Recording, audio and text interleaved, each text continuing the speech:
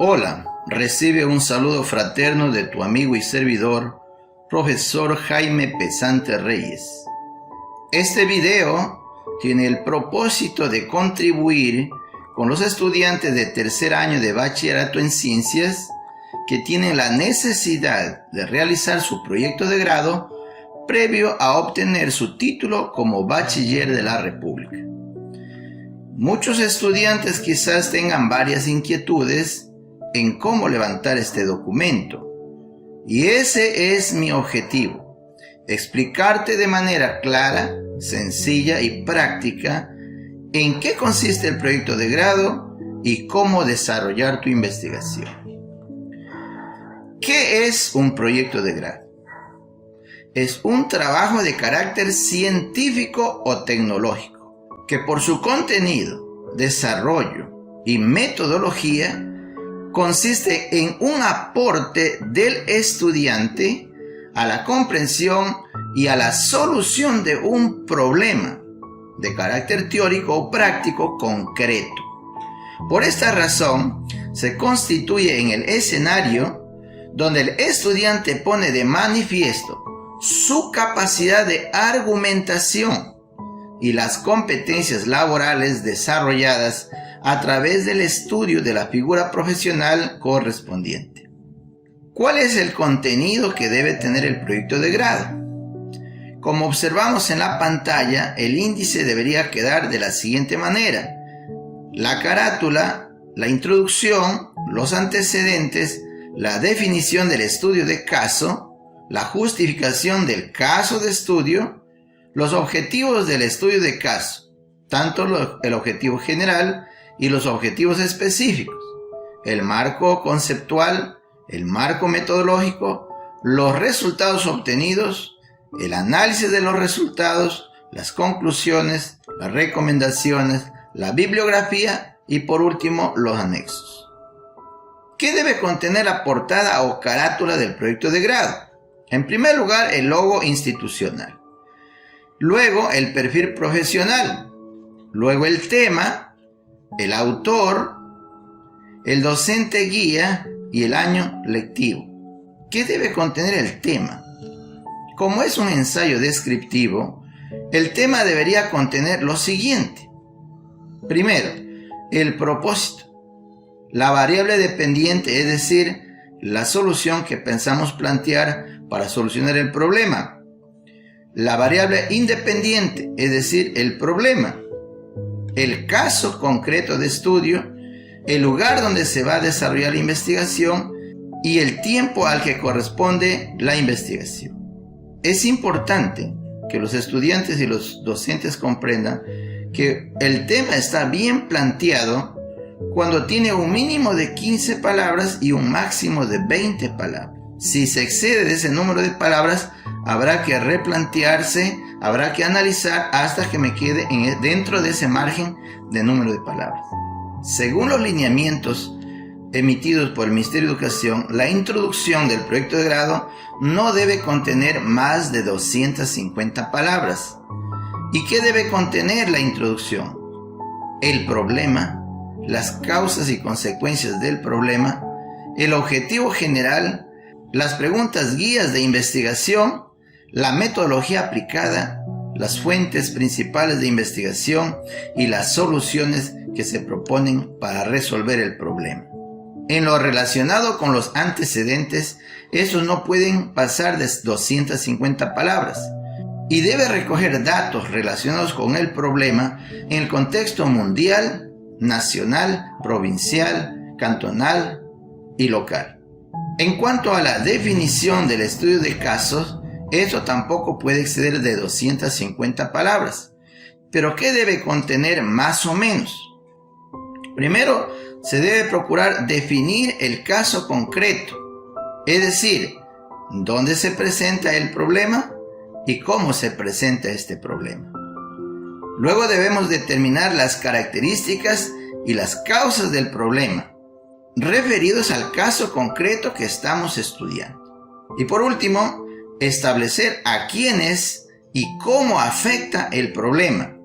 A continuación, tenemos la justificación del caso de estudio, que no puede contener más de 100 palabras. Es importante que conozcan que la justificación debe estar más vinculada con la solución del problema que con el mismo problema. Entonces, se debe justificar las razones por las que realizamos la investigación. ¿Qué nos motivó a realizar esa investigación? ¿Cuál es la importancia? ¿Por qué es importante realizar esa investigación? ¿Cuál es la utilidad para la persona o para el grupo social afectado? ¿Qué soluciones se proponen y a quién va a beneficiar esas soluciones?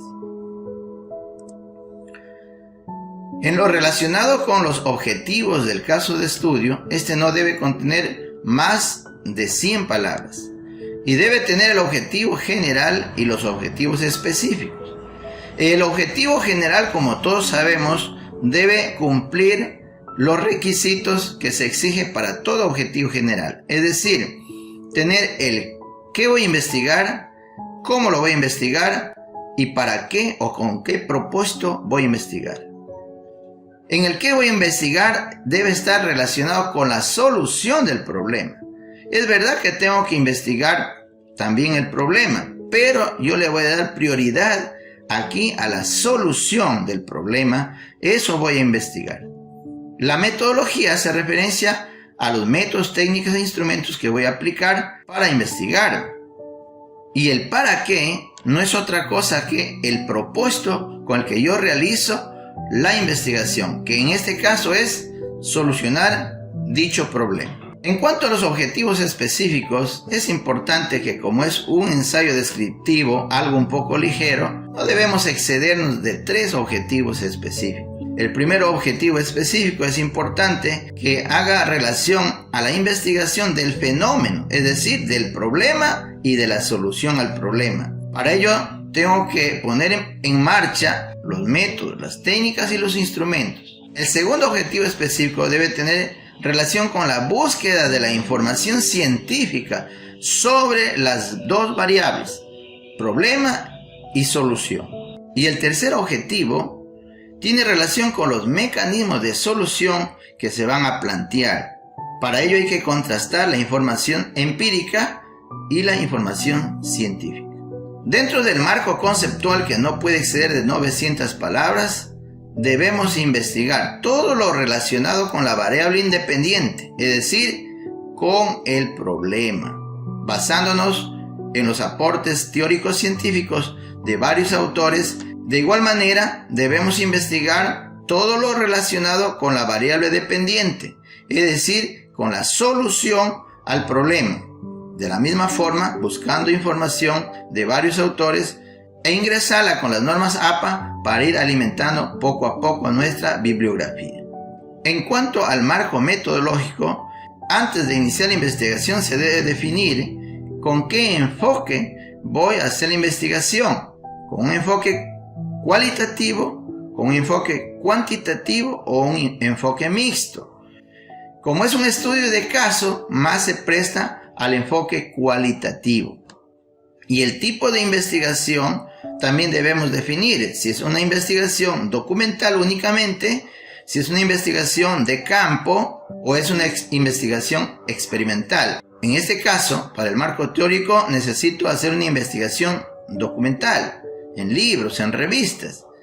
Pero, cuando voy a aplicar las entrevistas, necesito hacer investigación de campo. Luego de seleccionar el enfoque y el tipo de investigación, debo remitirme a la metodología, es decir, con qué método, con qué técnica y con qué instrumento voy a realizar la investigación. En cuanto al tipo de investigación dentro del marco metodológico, es importante que la investigación documental tiene sus propios métodos, técnicas e instrumentos. Recordemos que un método hace referencia a cómo obtener la información. La técnica a través de qué voy a obtener la información y el instrumento con qué voy a obtener la información. En este caso tendríamos el tipo de investigación documental, método, síntesis bibliográfica, técnica, sistematización bibliográfica, instrumento, fichas de trabajo bibliográfica. Dentro del tipo de investigación de campo con enfoque cuantitativo, en los métodos podríamos seleccionar dos. El método de síntesis de observación, cuyas técnicas podrían ser la observación no regulada o la observación participante, dependiendo de lo que seleccione el investigador, y el instrumento tendría que ser la guía de observación. Mientras que si selecciono el método de muestreo probabilístico, la técnica tendría que ser la encuesta y el instrumento el cuestionario. Dentro del tipo de investigación de campo con enfoque cualitativo, que es lo que corresponde a un estudio de caso, los métodos podrían ser la síntesis de observación, podría ser la técnica observación no regulada, observación participante y el instrumento una guía de observación. Pero también podría ser el muestreo selectivo de información clave como método y como técnica la entrevista no estructurada, la entrevista dirigida, la entrevista a profundidad o el grupo focal, si es que voy a hacer la investigación a un grupo. Y el instrumento que voy a utilizar sería la cédula de entrevista. En lo que corresponde a los resultados obtenidos, no pueden exceder de 400 palabras y estos deben hacer referencia básicamente a un fragmento o a una síntesis de las entrevistas realizadas a 1, 2, 3 o 4 personas que sean expertos o que conozcan del tema. Además de testimonios de participantes, es decir, personas que quizás fueron afectadas por ese caso. En cuanto al análisis de resultados, no pueden exceder de 250 palabras. Y en esta se deben vincular los autores, es decir, el marco teórico con los resultados obtenidos en la investigación empírica. Luego nos corresponde extraer las conclusiones que no pueden pasar de 250 palabras. Y es importante que las conclusiones deben tener relación con los resultados más importantes del proyecto, especialmente donde se presentaron los nudos críticos.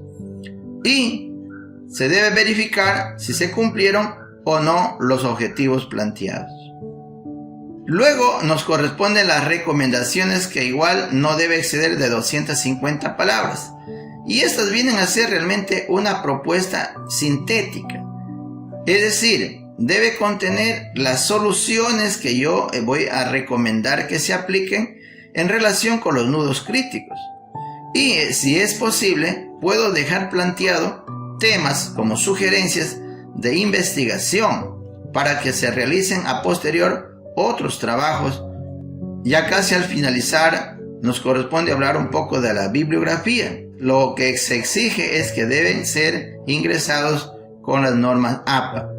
Para ello, en el programa Word usted puede buscar la pestaña Referencias. Ahí seleccione normas APA 6. Luego seleccione Insertar citas. Ahí se le va a abrir un menú, llene los datos con la información que usted tiene del libro o de la revista que está buscando o que está investigando. Y cuando ya haya ingresado, al finalizar, usted va a hacerle clic donde dice Insertar bibliografía.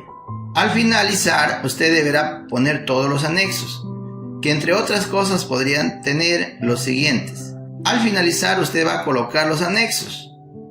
Y entre otras cosas podría poner la cédula de entrevistas, la guía de observación, el cuestionario, la rúbrica de evaluación, la certificación del docente guía, etcétera, etcétera, etcétera. Espero que les haya servido de alguna manera este pequeño video y cualquier duda pueden comunicarse directamente con mi persona.